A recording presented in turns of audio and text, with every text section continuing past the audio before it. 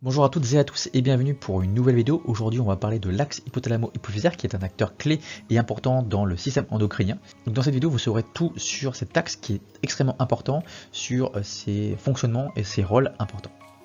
Cette vidéo sur l'axe hypothalamo-hypophysaire est en lien, en complémentarité avec la vidéo sur la généralité du système endocrinien, c'est cette vidéo ici que vous pouvez retrouver sur la chaîne, qui est une vidéo précédente à ce cours. Donc revenons à notre axe hypothalamo-hypophysaire, donc qui est fait de deux mots, qui est hypothalamo et hypophysaire. Donc en fait l'hypothalamus qui est présent à la base du cerveau, sous le thalamus, au niveau du système limbique, et puis l'hypothalamus qui est relié à l'hypophyse par une petite tige, la tige pituitaire. Voici ici plus précisément où se situent nos deux organes principaux qu'on va retrouver, hein, l'hypothalamus qui est vraiment en dessous le thalamus qui est présent ici. Et vraiment, c'est pour ça qu'on appelle hypothalamus, hypo en dessous le thalamus. Et l'hypophyse qui est reliée juste par une tige à l'hypothalamus. Donc c'est vraiment cet axe-là qui est vraiment très important dans cet axe hypothalamo-hypophysaire. Et donc l'hypothalamus est vraiment une structure du cerveau, présent dans le système du cerveau. Et l'hypophyse, elle, qui est présente ici, et vraiment à l'air libre un petit peu dans une cage qu'on appelle la selle turcique, vraiment en lien avec l'hypothalamus par des fibres nerveuses et reliées à l'hypophyse par la tige pituitaire qu'on appelle aussi l'infundibulum. Donc vous retrouvez ici l'hypothalamus au-dessus et l'hypophyse qui ressemble un peu à une selle, une sorte de selle de cheval avec la partie antérieure et la partie postérieure.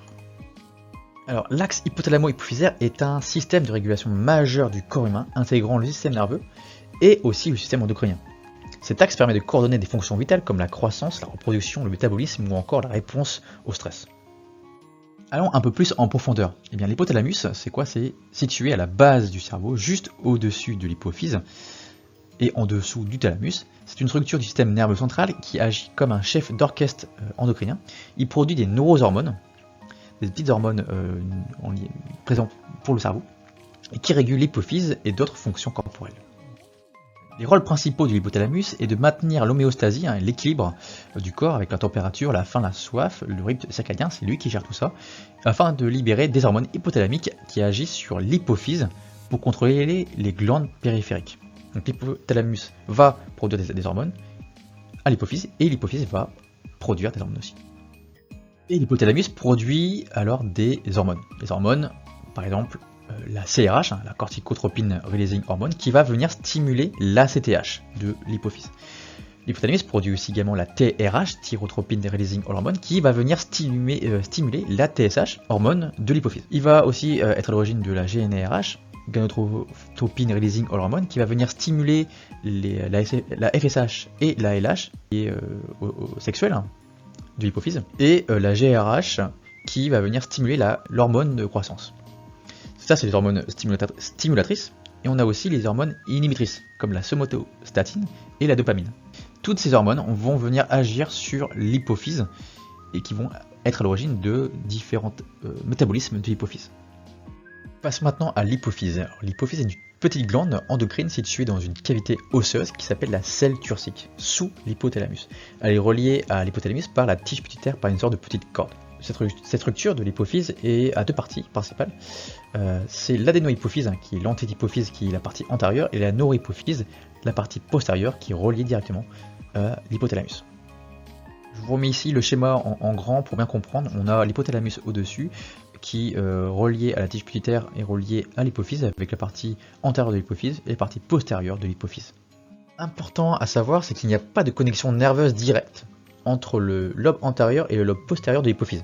La connexion entre les deux se fait par la libération d'hormones hypothalamiques, libérées par l'hypothalamus bien sûr, et qui vont agir directement sur l'hypophyse postérieure. En fait, il n'y a pas... l'hypothalamus et la neurohypophyse sont vraiment directement reliés, mais pas l'antéhypophyse. Et ceci est facilité par un réseau capillaire avec en gros plein de petits réseaux sanguins entre l'hypothalamus et l'hypophyse, et notamment la neurohypophyse. Donc là, autre schéma pour bien comprendre un peu le fonctionnement de la liaison au niveau vasculaire et aussi nerveux. L'hypothalamus est bien relié à la partie postérieure, neurohypophyse derrière, par un réseau capillaire, par des tiges de neurones, alors que la partie antérieure est reliée directement elle-même, elle est un peu isolée, mais essaie d'agir par elle-même. Et c'est là où on retrouve différents types de cellules qui vont être à l'origine de la création notamment de la mélanine, des cellules de lactopropres qui vont créer la prolactine, corticotropes qui vont créer l'ACTH, etc., etc. En fait, il y a plein de réseaux de cellules qui vont être à l'origine de la création d'hormones. Une fois que l'hypothalamus a créé et a sécrété ces hormones pour activer l'hypophyse ou l'inhiber, bien l'hypophyse à son tour va également créer des hormones et les hormones qui vont être à l'origine de différentes actions sur différents organes du corps. Alors justement, parlons de l'adéno-hypophyse, qui est la partie antérieure de l'hypophyse. Cette partie de l'hypophyse produit et libère ses propres hormones sous contrôle de l'hypothalamus. Les hormones produites sont l'ACTH, qui est l'hormone corticotrope, qui va cibler les glandes surrénales et stimuler la production de cortisol, la réponse au stress. Ensuite, comme autre hormone, on a la TSH, thyrotropine, qui va cibler elle la thyroïde et ainsi stimuler la production d'hormones thyroïdiennes, T3, T4.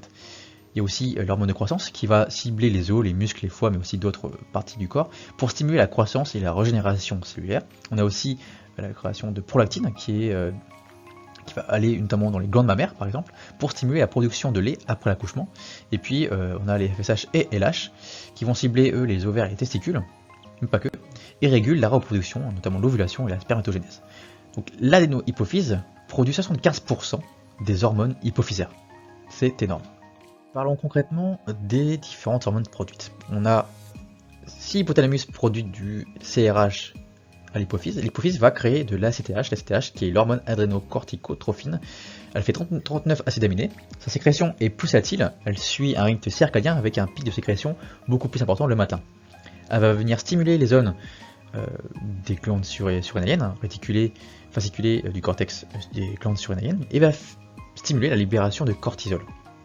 Elle assure la libération des hormones sexuelles par le cortex surrénalien. En fait, sa sécrétion va créer des hormones sexuelles. Et il y a aussi une régulation de cette sécrétion par l'axe hypothalamo-hypophysaire, c'est-à-dire qu'elle va s'autoréguler, c'est-à-dire qu'en créant du cortisol, l'ACTH va s'autoréguler, va autoréguler l'hypophyse, mais aussi l'hypothalamus. Je vous réfère juste au schéma à droite. Voici un schéma pour bien comprendre la création de l'ACTH, donc en fait, et de ses rôles en fait. L'hypothalamus va venir créer du CRH, du crash, qui va cibler l'hypophyse. L'hypophyse, quand elle reçoit ce message-là, elle va produire de l'ACTH, ACTH qui va se produire directement, qui va aller comme cible au niveau des glandes surrénales, et au niveau des glandes surrénales, celles-ci vont créer du cortisol, des glucocorticoïdes, et à l'origine bien de la réponse au stress, mais aussi des hormones sexuelles. La libération de TSH est régulée par l'axe hypothalamo-hypophysaire par une hormone de l'hypothalamus qui est la TRH et non la TSH. Et donc la TRH va venir, sous l'influence de l'hypophyse, créer de la TSH, Thyroid Stimulating Hormone. C'est une glycoprotéine, plus complexe que les autres, qui va venir stimuler le fonctionnement de la glande thyroïde en favorisant la libération des hormones thyroïdiennes que sont la T3 et la T4. Voici un schéma pour bien comprendre et mieux assimiler cette sécrétion de TSH. Donc on a au niveau de l'hypothalamus qui va créer de la TRH, qui au niveau de l'hypophyse quand elle reçoit ça, elle va créer de la TSH qui va venir stimuler au niveau de la thyroïde et créer les hormones T3 et T4 qui sont importantes pour notamment le développement du cerveau, les muscles, mais aussi du cœur et de la mobilité du système digestif. Les gonadotrophines, trophine, en gros hormone qui va se projeter au niveau des gonades. Donc c'est la FSH et la LH. FSH, hormone folliculo-stimulante, et la LH, hormone lutéinisante, sont sécrétées par l'hypophyse antérieure sous le contrôle de la GnRH hypothalamique. Chez les femmes, la FSH va stimuler la croissance des follicules ovariens, follicules ovariens, et la production d'œstrogènes. La LH va, elle, déclencher l'ovulation et stimuler la formation du corps jaune pour produire de la progestérone. Chez l'homme, la FSH va stimuler la spermatogénèse dans les testicules. La LH va stimuler la cellule de Leydig pour produire de la testostérone. Il y a une régulation hormonale, la sécrétion de FSH et LH est régulée par un rétrocontrôle des œstrogènes, de la progestérone ou de la testostérone. C'est la phase de LH qui va venir déclencher l'ovulation au niveau du 14e jour du cycle menstruel, et des dysfonctionnements au niveau de ces hormones peuvent entraîner une infertilité ou des troubles du cycle chez la femme, et notamment un hypogonadisme chez l'homme. Autre hormone importante, c'est la prolactine, qui est sécrétée par l'hypophyse antérieure. Sa sécrétion est pulsatile et suit un rythme circadien, avec des phases nocturnes. Elle stimule les glandes mammaires pour produire du lait, après l'accouchement notamment. Elle inhibe, elle, l'ovulation, qui bloque ainsi la sécrétion de la GnRH, qui va produire, par l'hypothalamus, une aménorrhée chez la femme allaitante, c'est-à-dire que la femme ne peut pas avoir d'ovule, ni avoir un enfant, une grossesse, durant son allaitement, parce que la prolactine va venir inhiber justement tout ça. Sa régulation dépend de la dopamine, qui inhibe naturellement sa production, et la prolactine est augmentée en réponse au stress, et peut provoquer une galactorrhée chez l'homme et la femme, en gros, la production de lait chez l'homme et la femme. Ensuite, on a l'hormone de croissance qui est produite par l'hypophyse antérieure. Sa sécrétion est pulsatile avec des phases nocturnes, notamment pendant le sommeil. Elle est sécrétée beaucoup dans le sommeil. Elle stimule la croissance des os et des muscles, mais aussi la réparation des tissus. Elle régule le métabolisme énergétique en améliorant la glycémie et en mobilisant les graisses pour fournir de l'énergie. Elle stimule la production d'IGF, qui est produit par le foie, qui est responsable de la croissance également des tissus. Un excès ou un manque d'hormones de croissance entraîne des pathologies comme le nanisme chez l'enfant ou l'acromégalie ou le gigantisme chez l'adulte. En résumé, l'hormone de croissance est essentielle à la croissance, au développement du tissu et à l'équilibre énergétique du corps. Passons maintenant à la post-hypophyse, la neurohypophyse, où cette partie de l'hypophyse ne produit pas ses propres hormones, mais libère celles synthétisées par l'hypothalamus. Les hormones libérées, il y en a deux, c'est l'ocytocine, qui elle va cibler l'utérus et les glandes mammaires, qui va venir stimuler les contractions utérines pendant l'accouchement, c'est important pour l'accouchement, elle va venir faciliter l'éjection du lait lors de l'allaitement, et joue un rôle dans l'attachement social et l'émotionnel. Ensuite, la vasopressine, l'ADH, va cibler les reins, et va venir réduire la diurèse, c'est-à-dire la perte d'eau par les urines, pour conserver l'eau, c'est-à-dire c'est une hormone antidiurétique, c'est-à-dire qu'elle va antidiurèse, donc elle va venir piocher, garder l'eau. Elle joue un rôle dans la régulation de la pression artérielle. En gros, pour mémoriser la post-hypophyse et l'anti-hypophyse, c'est que la neurohypophyse agit comme une station de libération, c'est-à-dire que l'hypothalamus crée ces hormones et va être libéré dans la post-hypophyse, alors que l'adénohypophyse est une usine de production, c'est-à-dire que c'est l'hypothalamus qui va dire que à l'anti-hypophyse qu'il faut c'est le moment de créer des hormones, et donc du coup, à partir de là, l'adénohypophyse va créer une usine de production pour créer les différentes hormones. 2-3 exemples de coordination des fonctions par l'axe hypothalamo-hypophysaire pour comprendre. Par exemple, la réponse au stress. L'hypothalamus, quand va venir sécréter de la CRH, qui va venir stimuler l'ACTH, qui va venir activer les glandes surrénales pour libérer le cortisol. Ça, c'est la réponse au stress normale. Ensuite, on a la régulation thyroïdienne. L'hypothalamus sécrète la TRH, qui va venir stimuler la TSH, qui va venir activer la thyroïde pour produire les hormones T3 et T4, qui régulent le métabolisme. Autre exemple, la réponse à la déshydratation. L'hypothalamus détecte une baisse du volume sanguin, c'est un chef d'orchestre, il sait tout ce qui se passe, donc il y a une baisse du volume sanguin, et donc il va venir libérer de l'ADH via la neurohypophyse pour dire au rein, retenez l'eau, parce qu'il manque de l'eau, on est en déshydratation. Là, je vous présente un schéma bilan des hormones hypothalamiques et aussi anti-hypophysaires et de leur action. Donc ça, c'est vraiment un schéma bilan. Et je pense que si vous avez retenu ça, vous avez tout compris. On a l'hypothalamus qui va venir stimuler ou inhiber les hormones anti-hypophysaires avec l'ACTH pour produire au niveau émotionnel les corticoïdes. La FSH et l'H qui vont venir se cibler les gonades et créer des stéroïdes sexuels. La TSH qui va venir cibler la thyroïde pour créer les hormones thyroïdiennes. L'hormone de croissance qui va se cibler au niveau des os et des tissus pour accroître et qui grandissent.